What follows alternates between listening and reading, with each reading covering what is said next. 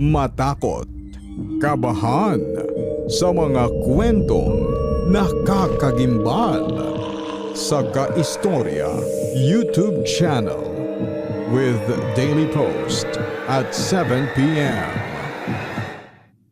Dito sa Papa Dudu Stories, ikaw ay hindi nag-iisa.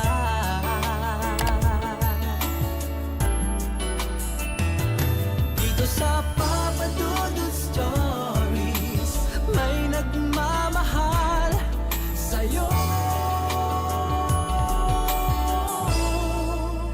Papa Dudu Stories. Papa Dudu Stories. Dear Papa Dudu, sa lahat po ng mga nakatutok ngayon, huwag pong kalimutan mag-like, mag-share at mag-subscribe. Maraming salamat po sa inyong lahat.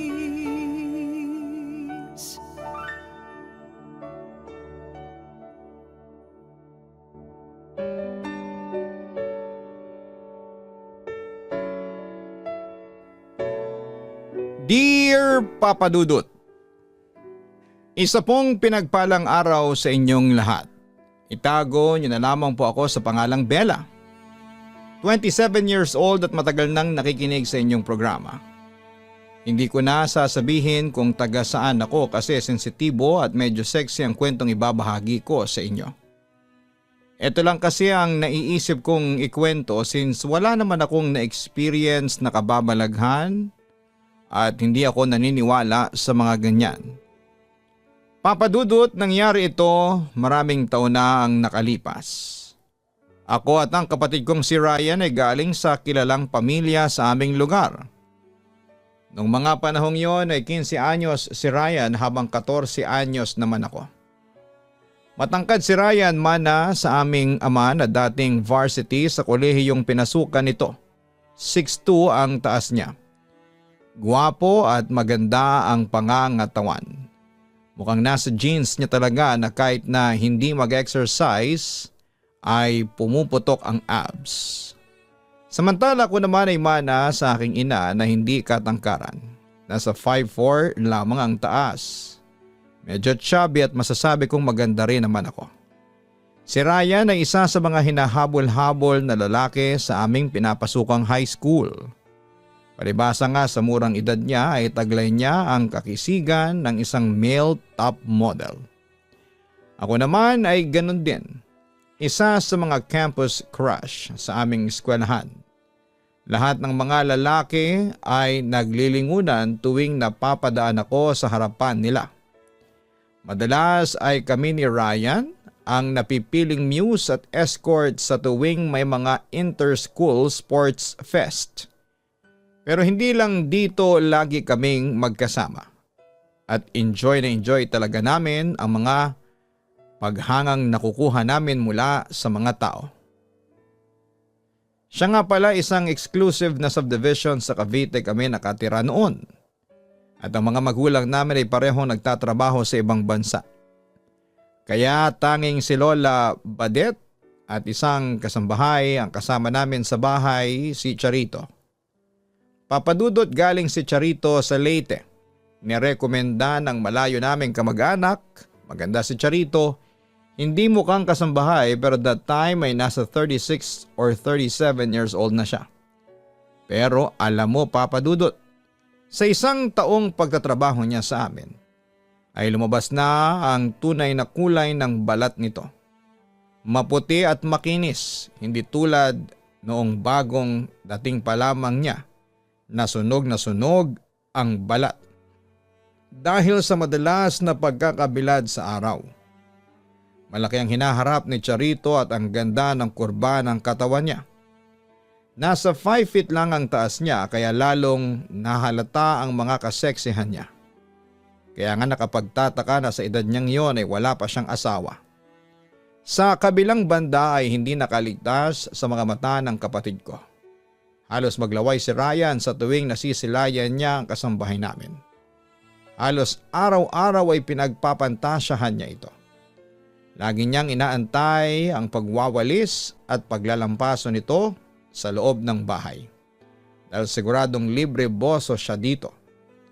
That time ay alam ko yon, pero hindi na ako nakikialam. At saka naiintindihan ko naman siya, kapag teenager talaga ay normal lamang ang mapusok pagdating sa usapin ng pag-ibig at romansa. Hanggang isang araw ay hindi talaga nakatiis si Ryan. Nagkataong umalis ang aming lola para bumisita sa bahay ng isa naming tiyuhin sa Batangas para doon matulog ng ilang araw. Kaya naman pumunta doon si lola dahil may aasikasuhin siya. Hindi ko sure pero parang tungkol yata sa mga titulo ng lupa. Lumipas ang maghapon. Halos di na makapag-antay si Ryan na maggabi na para may isagawa ang kanyang binabalak. Halos maghapon na puro sulyap at titig ang ginagawa niya sa tuwing nakikita niya si Charito. Pero katulad ng dati, Papa Dudut, ay wala akong pakialam. Pero nung sumapit na nga ang gabi ay nagulat na lamang ako nang pakiusapan ako ni Charito na magpalit kami ng kwarto. Hindi ko alam noon kung bakit ako pumayag.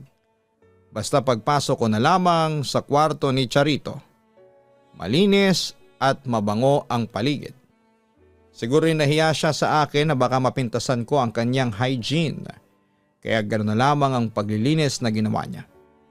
Alas 11 ng gabi, tulog na ako noon. Ngunit wala akong kaalam-alam na may pumasok na pala sa kwarto ko. Tapos ay tumabi ito sa akin. Tapos biglang may naramdaman akong humawak sa hita ko kaya nagising na ako. At doon ay bumaling ako at napabangon ng di oras. Nakita ko ang kapatid kong si Ryan na gulat na gulat. Anong ginagawa mo sa kwarto ni Charito? Galit na wika niya sa akin. Nakipagpalit kasi siya sa akin ng kwarto. At saka Kuya Ryan, balak mo bang gahasain si Charito? Ang manyak mo. Isusumbong kita kina mama at papa. Galit na wika ko tapos ay sinampal ko pa siya sa mukha ng mga sandaling yon. Wag Bella, wag mo akong isusumbong sa kanila. Sorry kung nahawakan ko ang hita mo. Sorry promise, hindi na mauulit. Wika pa ni Ryan. Sa susunod kuya, pigilan mo yung pantasya mo ha. Pwede ka makapagpahamak ng babae dahil dyan sa kakatihan mo. Galit kong wika sa kanya. Agad naman siyang tumakbo pabalik sa kwarto niya habang pinuntahan ko naman si Charito sa kwarto niya at binawi ko ulit ng aking kwarto at doon ako natulog. Kinaumagahan ay maagang umuwi si Lola mula sa bahay ni Tito sa Batangas at agad niyang napansin na bad mood ako at hindi kumikibo. Akala ni Ryan ay magsusumbong ako pero nagpasya na akong manahimik na lamang. Total ay hindi naman intensyon ng kapatid ko na mabastos niya ako. Pero simula noon Papa Dudut ay binantayan ko na ang kapatid ko. Dahil sa traumang inabot ko ay palagi kong sinasarado ang pinto ng kwarto ko. Pero isang gabi ay may narinig akong mga dahan-dahang yapak sa tapat ng kwarto ko, Papa Dudut. Pero alam kong hindi ang kwarto ko ang punteriya. Dahil nafi-fade out din ito agad. Kaso hindi ko talaga mapigilan ang curiosity ko at sa takot na gasain nga niya si Charito. Na kahit 36 years old na ay parang 14 anyos lamang ang lakas. Kaya dahan-dahan din akong lumabas ng kwarto at pupuntahan ko sana ang kwarto ni Charito. Pero nakita ko na lamang na bukas ito at nakapasok na si Ryan sa loob. Papa Dudut, nahandahan akong lumapit noon sa kwarto at sinilip ko kung ano ang ginagawa ng kapatid ko at tama nga ang hinala ko dahil umupo siya sa gilid ng kama. At nagsimula nang gumapang ang kanyang kamay sa katawan ng kasambahay namin. Gusto ko sanang sitahin ang kapatid ko at lalapit na sana ako pero biglang nagising si Charito. Ang buong akala ko ay magagalit siya sa ginawa ng kapatid ko pero laking gulat ko nang biglang hinilan niya si Ryan papunta sa kanya. At doon nga ay naghalikan silang dalawa. Papadudot nagulat ako and at the same time ay na-curious. Hindi pa ako nakakapanood ng adult movies noon kaya na-curious talaga ako sa ginagawa nila. Unti-unting pinagapang ni Ryan ang kanyang kamay papunta sa dibdib ni Charito. hanggang sa narinig ko na lamang ang mahihinang ungol ng kasambahay namin habang hinuhubad na ni Ryan ang damit ng kasambahay namin. Nakaramdam ako ng disgust kaya naisip ko na lamang na bumalik sa kwarto ko pero parang pinipigilan ng kung anong mysterious force ang mga paa ko. Kaya naman nanatili pa rin ako sa aking kinakatayuan. At sa mga oras na yon ay nilakbay na ni Ryan ang hubad na katawan ng 36 years old na si Charito. Mamayang kaunti naghubad na rin ang kapatid ko at doon ay isinagawa na nilang romansa na dapat ay mag-asawa lamang ang gumagawa. Pero imbis na ipikit ko ang aking mga mata, lalo ko pa silang pinanood. Kita-kita ko kung paanong nilakbay ng pagkalalaki ni Ryan ang pagkababae ng aming kasambahay. Sa una ay banayad pa ang ginagawa ng kapatid ko pero habang tumatagal, pabilis ito ng pabilis. Pagkatapos noon ay nagulat na lamang ako nang biglang nagtalakbong ng kumot si Ryan at tila dumapa sa hiyas ng aming kasambahay. Nakita kong bumilis ang hingal ni Charito pero pinigilan niyang umungol ng malakas dahil ayaw niyang magising ang mga natutulog sa itaas. Mamayang kaunti narinig kong sabi ni Charito na bukas daw ang pinto nila. Kaya umalis si Ryan sa pagkakatalakbog at sinarado niyang pinto. Yun naman ang hudyat sa akin para bumalik na sa aking kwarto. Sa kabilang banda ay hindi ako nakatulog dahil sa nasaksihan ko. At that time ay may crush akong lalaki sa school na itago na lang natin siya sa pangalang Darren. Dahil patay na patay at head over heels ako sa lalaking yon noon ay na-imagine ko na what if ay gawin din sa akin ni Darren yung ginawa ng kapatid ko kay Charito. Sabi ko pa noon sa sarili ko ay why not? Hindi ako papalag sa isip-isip ko. Samantala pagkatapos naming pumasok ay sabay na kaming umuwi. Pero sumaglit siya sa convenience store at hindi na ako pumasok sa loob kasi natutokso lamang akong bumili ng pagkain. Diet ako ng time na yon. Pero kahit na nasa labas ako ay tinatanaw ko siya sa salamin papadudot. At doon ay nakita ko siyang dumiretso sa counter at nakita kong kumuha siya ng isang box ng condom at nagbayad sa counter. Pagkatapos noon, agad niya yung ipinasok sa loob ng bag niya. Paglabas naman niya, hindi ko na siya binuking na nakita kong condom ang binili niya dahil nirerespeto ko naman ang privacy ng aking kapatid. Kinagabihan ay muli akong lumabas ng kwarto ko at muaba para dumiretso sa kwarto ni Charito. Napansin kong sarado ito pero may naririnig akong yugyog sa kama at boses nila Ryan at Charito na tila masayang masaya sa kanilang ginagawa. Papadudot na halos araw-araw ay ganon ang naririnig ko mula sa kwarto ni Charito. Kaya muling gumana ang aking imahinasyon. Nakaramdam din ako ng kakaibang excitement at simula noon ay palagi ko nang napapanaginipan ang crush kong si Darren. Pareho kaming nakahubad at ginagawa namin kung ano man ang ginagawa ng kapatid ko at ni Charito. Sa kabilang banda, isang araw ay nagising na lamang ako sa katok ni Lola sa aking pintuan. Pagbukas ko ng pinto ay sumalubong agad sa akin ang mukha niyang nag-aalala. "Bella, alam mo ba kung saan pwedeng pumunta si Ryan?" Tanong nito. "Hindi po, bakit po? Ano po bang nangyari?" Usisa ko. Agad namang ibinigay ni Lola ang sulat ni Ryan. Sabi niya ay nakita daw niya yon sa kwarto, sa ibabaw ng kama ng kapatid ko. Binasa ko naman ang sulat at nagulat ako kasi nagtana na pala ang kapatid ko at si Charito. Sinabi lang ng kapatid ko na nagpasya na silang mag-live-in pero hindi na binanggit kung saan silang lugar pupunta. Baka naman po Lola pupunta sila sa probinsya ni Charito. Hula ko. Tinawagan ko na ang kamag-anak niya pero wala pa raw doon si Charito. Sagot ng Lola ko. "Teka, anong oras niyo ba nakita na wala na si Ryan sa kwarto niya?" "Kaninang alas 5. Nagulat kasi ako na paglabas ko ng kwarto ko bukas ang pinto. Pagkita ko nga wala na ang kapatid mo. Wala na rin yung mga gamit niya." Sagot ni Lola. "Hindi ako papayag na kukunin ni Charito ang apo ko. 15 anyos pa lamang si Ryan. Menor de edad pa siya. Kaya isusumbong ko si Charito sa mga pulis at pakakasuhan ko ng child abuse. Galit na wika pa ni Lola. Pagkatapos noon ay nagtungo kami sa police station at nagsumbong sa nangyari. Hindi raw sana papansinin ng pulisya ang sumbong kong nagtanan lang, pero noong malaman nilang 15 anyos pa lamang ang kapatid ko, ay agad silang kumilos. Pero lumipas sa mga araw, linggo at buwan pero hindi nila nahanap si Ryan, as in naputol na ang komunikasyon namin sa kapatid ko. Sa kabilang banda nang malaman ito ng mga magulang ko ay napilitan silang umuwi ng Pilipinas para tumulong sa paghahanap. Pero wala talaga. Pinuntahan pa nga nila ang pamilya ni Charito sa Leyte pero wala rin daw silang balita sa kamag-anak nila. Samantala habang sila ay busy sa paghahanap sa kapatid ko, ako naman ay biglang niligawan ng crush kong si Darren. That time ay gustong gusto ko pa rin siya. Kaya mabilis ko siyang sinagot noon. First 3 months namin ni Darren ay masaya naman, Papa Dudut.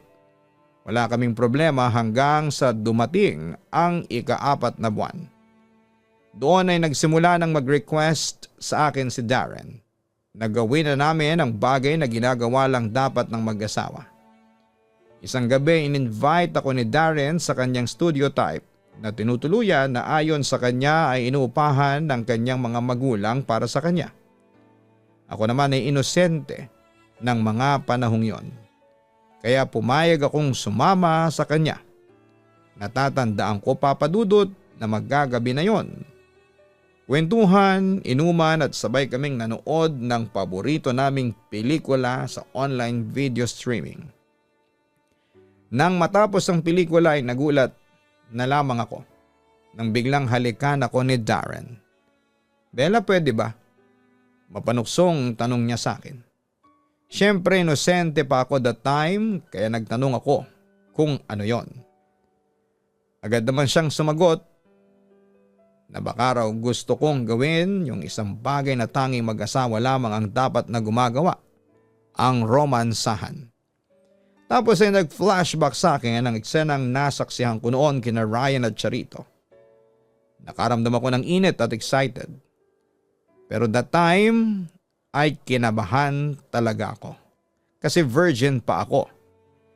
Kaya tumanggi pa ako noong una.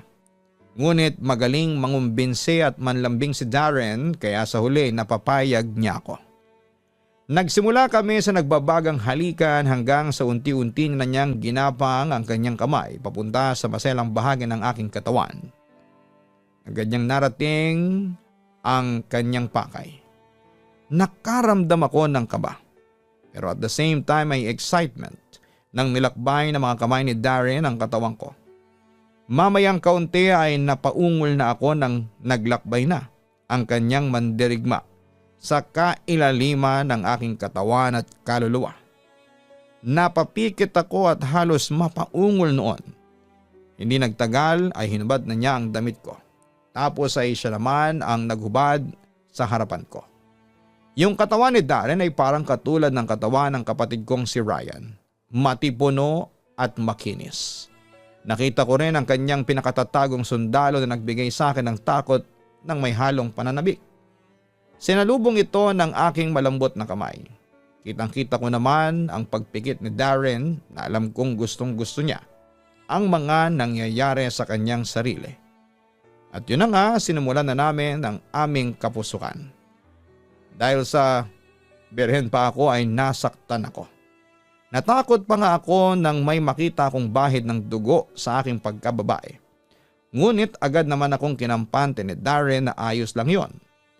Napapikit ako sa kirot ngunit ayokong tumigil. Hindi nagtagal ang kirot ay napalitan ng ligaya na para bang lumulutang kaming pareho sa alapaap. At yun nga, doon ko na-realize na masarap palang magmahal. Kaya pagkatapos noon ay marami pang sumunod na eksenang ganon. Na-addict ako, Papa Dudut. Lalo akong naging mapusok. Akala ko'y puro sarap lang ang lahat, ang hindi ko alam kapag natsyempohan ka. Kapalit pala ng sarap ay isang malaking problema at responsibilidad. Ilang buwan matapos ang mga nagbabagang romansahan namin ni Darren ay nagbago ang aking pakiramdam at pangangatawan. Tulad ng madalas na pagkahilo, madaling mag-react sa amoy, pagiging mapili sa pagkain, at madalas akong dumuduwal. Napansin ito agad ng lola ko at sinabi niya sa akin na baka buntis daw ako. May nangyari ba sa inyo ng boyfriend mo? Umamin ka sa akin, Bella. Tila galit na tanong ni lola sa akin noon. Opo, natatakot kong sagot noon sa kanya. Bella naman, bakit ka naman nagpabuntis dyan sa boyfriend mo? Ang bata mo pa. Sa palagay mo ay pananagutan ka ng boyfriend mo? Malakas ang kutob kong tatakasan ka niyan. Sabi pa ni lola sa akin. Agad naman akong kinabahan kasi naramdaman ko na rin na baka nga hindi ako panagutan ni Darren dahil sa mga teenagers pa lamang kami. At tama nga ang hinala ko dahil nang sabihin ko kay Darren na buntis ako, nagsabi siya sa akin na hindi pa raw siya handang maging isang tatay. At sinabi niya sa akin na ipa-abort ko raw ang anak namin. Nang sabihin ko ito kay lola ay hindi siya pumayag. Isang malaking kasalanan sa Diyos ang binabalak mo. Sabi pa niya sa akin. Yan kasi ang hirap sa inyong mga kabataan. Inuuna ang kapusukan tapos kapag nagbunga, sasabihin hindi pala handa. Hindi kayo nag-iisip na sa bawat sarap na ibinibigay ninyo ng pakikipagtali kay kalakip ang isang malaking responsibilidad. Pangaral pa niya sa akin. Napaiyak na lamang ako noon ng mga sandaling yon. Ituloy mo yan, panagutan ka man ni Darren o hindi, dagdag pa ni lola. Hindi nagtagal ay nakipaghiwalay sa akin si Darren para takasan niya ang responsibilidad sa amin ng magiging anak niya.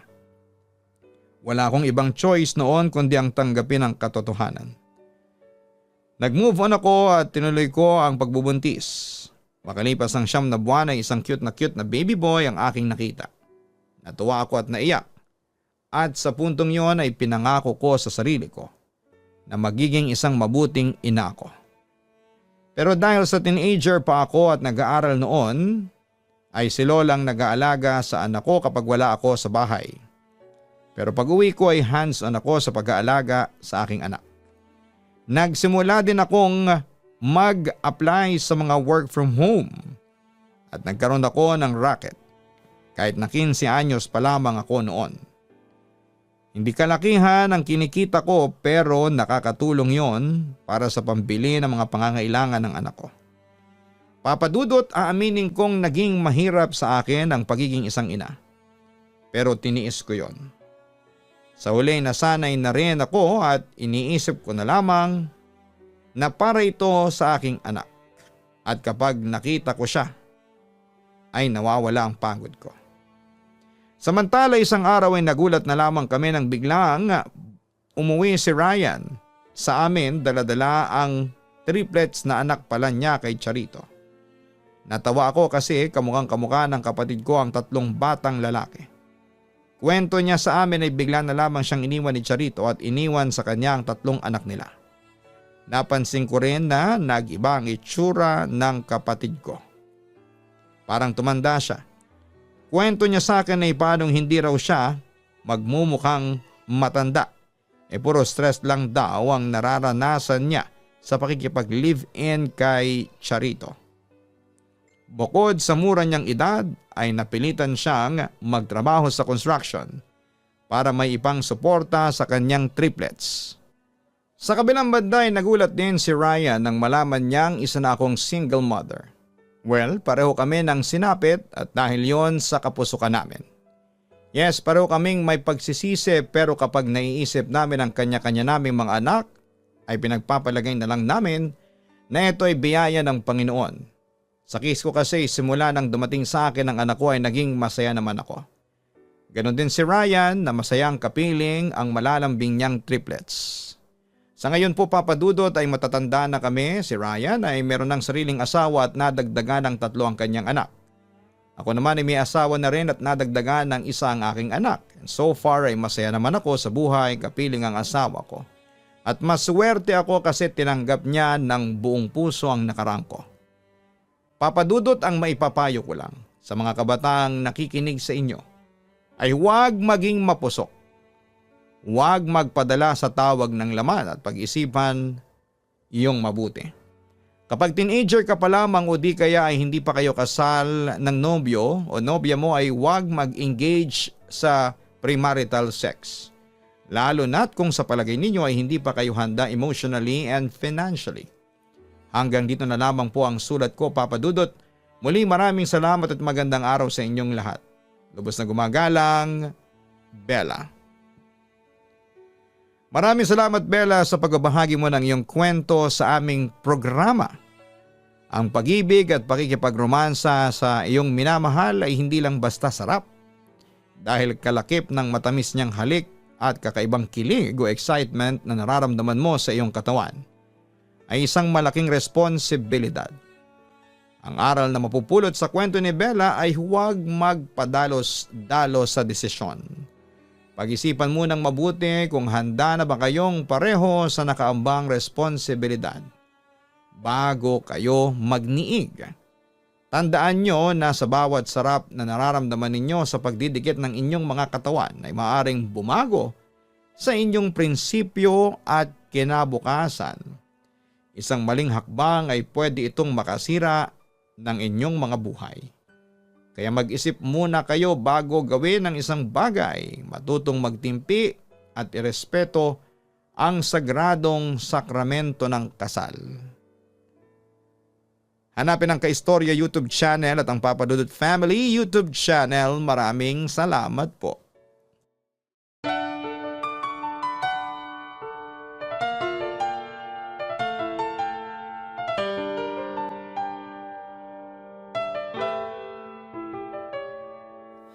Ang buhay ay mahiwaga, laging may lungkot at saya.